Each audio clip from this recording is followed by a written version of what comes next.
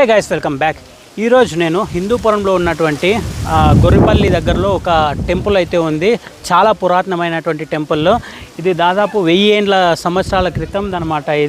ఈ టెంపుల్ వచ్చేసి లక్ష్మీదేవి టెంపుల్. ఇక్కడ ఉన్నటువంటి వాళ్ళు వచ్చేసి లక్కమ్మ దేవి టెంపుల్ అని చెప్పి పిలుస్తుంటారు.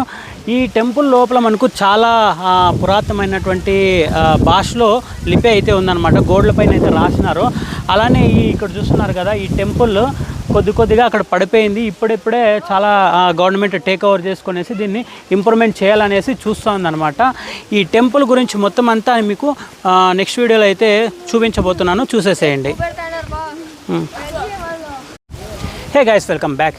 ఈరోజు నేను హిందూపురంలో ఉన్నటువంటి గొర్రెపల్లి దగ్గరలో ఒక టెంపుల్ అయితే ఉంది.